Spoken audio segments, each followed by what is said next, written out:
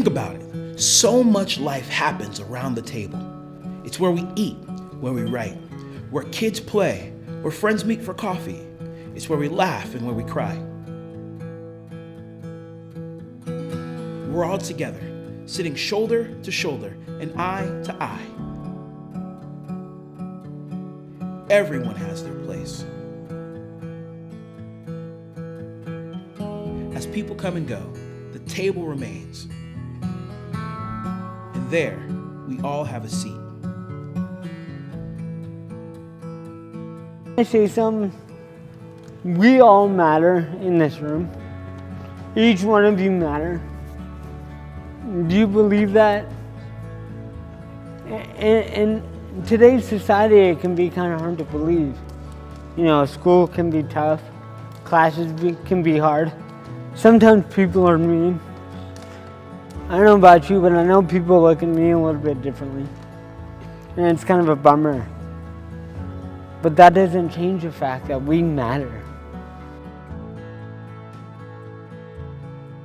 When I think about a table, I think about my family. We didn't eat around the table a lot. We didn't have seats around the table. We'd eat in my room, my mom would go to her room, and my brothers would eat in the living room. And it was always just so tough to feel like I had a family. My mom had left my dad. I didn't have a father figure in my life, so I said I'm gonna fight people and hang out with the gangbangers and just play basketball all the time. And that's what I did up until I saw that Young Life was in our schools. And then Eddie Johnson stepped into my life. He was just this loud dude. He was rapping, and I loved rap music. And he was just rapping in this corner and dapping me up. And he was the first guy that showed me the character of who Jesus was. And then I can remember playing all of these games at club, and those are super fun.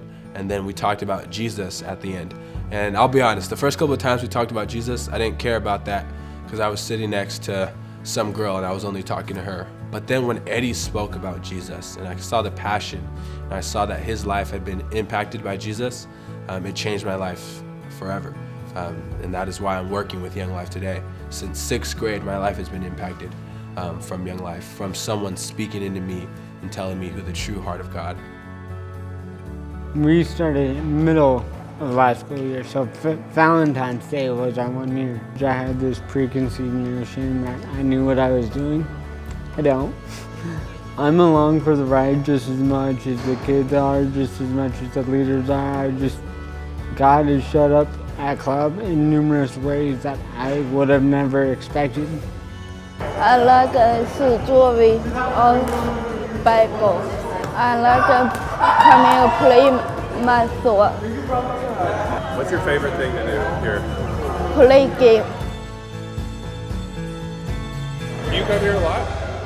Yeah, I do. Why do you like coming here? Well, because they're all nice and they like me. I have lots of friends and lots of good food to eat and things to do and Bible study. I was away for Young Life training for a week during a club event, and so I was a little worried about how club would function without me. But my team is amazing, and God showed up in ways that I couldn't. At the end of club, I had a phone call from my mom who came and helped out and said, yeah, this little girl did karaoke. And it was the same girl that doesn't talk. That her mom had told me that she had chosen to be mute, and she got up and sang karaoke and did an amazing job. And I wept over the phone because this girl that I've never heard say a word is now singing because of Capernaum. She now has a place to belong. You know, every soul is worth a party in heaven. And so we're gonna do just that. Twice a month on Thursdays. We're gonna have a party like a party in heaven for every soul that comes through those doors.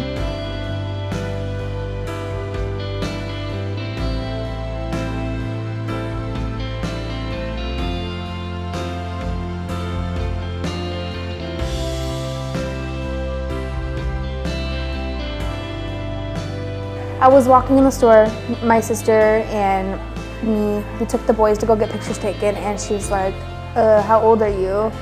I said, I'm 16. She said, and you have a baby? I said, yeah. She said, that's really inappropriate. How disrespectful is that to your family? It brought me down. A lot of people say, you're on your own. You got yourself into this situation. You're gonna have to figure out how to get out of it. And then if you're not doing a good job, people are usually telling you, be a mom, be a better mom, go be a mom.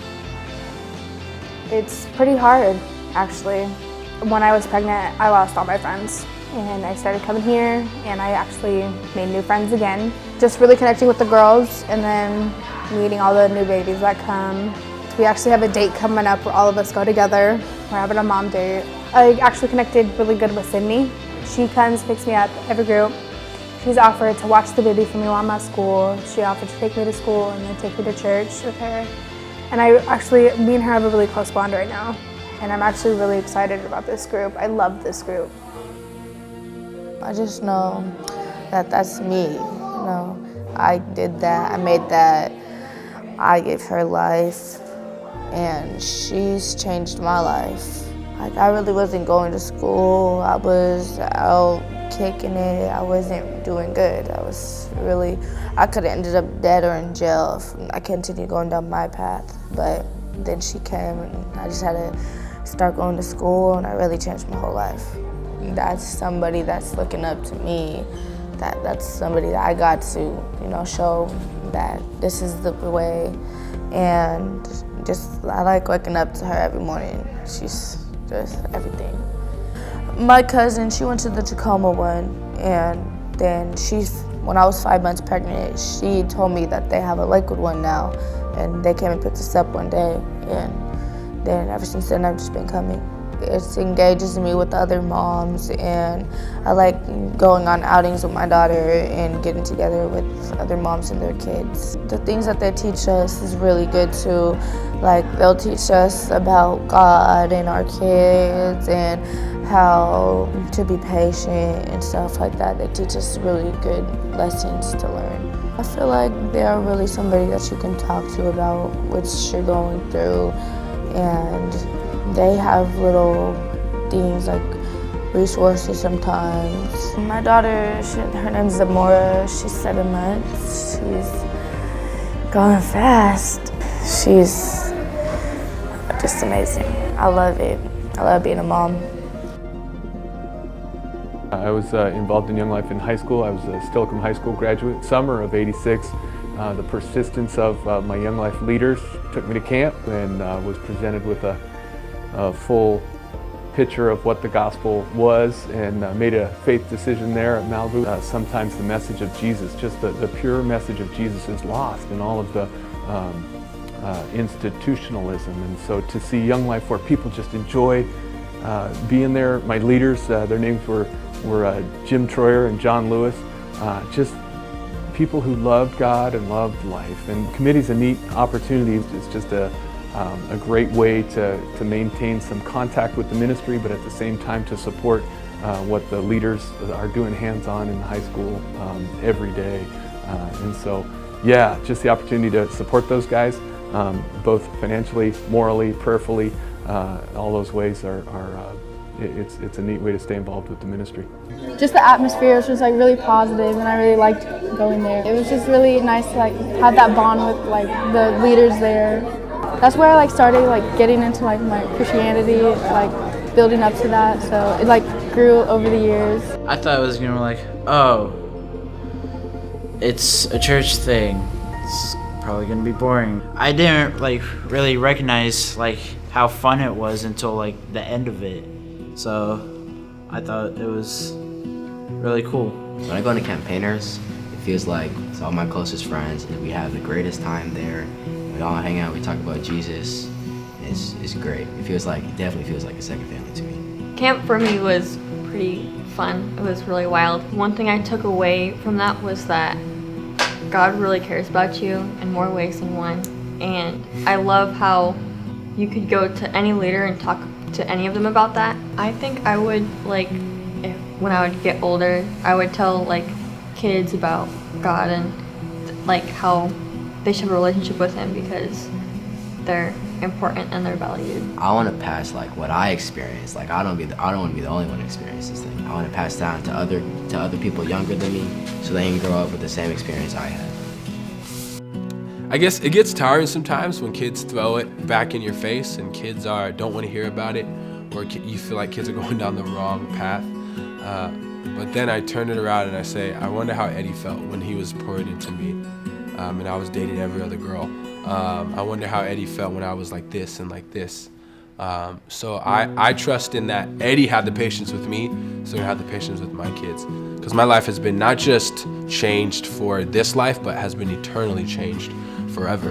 And how could I not share that to students? How could I not take kids to camp so that they could experience that? How can I not have guys like campaigners so they can experience that? How can I not speak at club about Jesus so they can experience that? The imagery of a seat at the table is just that all inclusion, that everybody has the opportunity to have a seat at the table.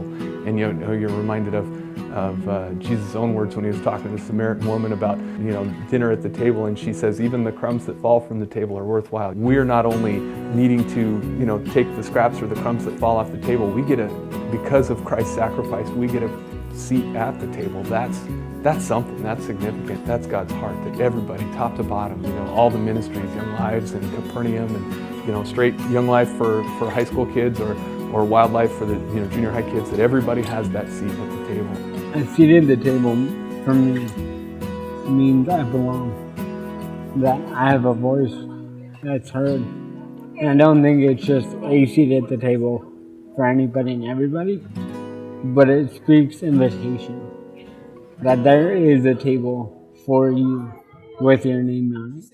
There's a seat at the table for every kid that might feel alone or isolated, but there's a family, there's a community that you can be connected to.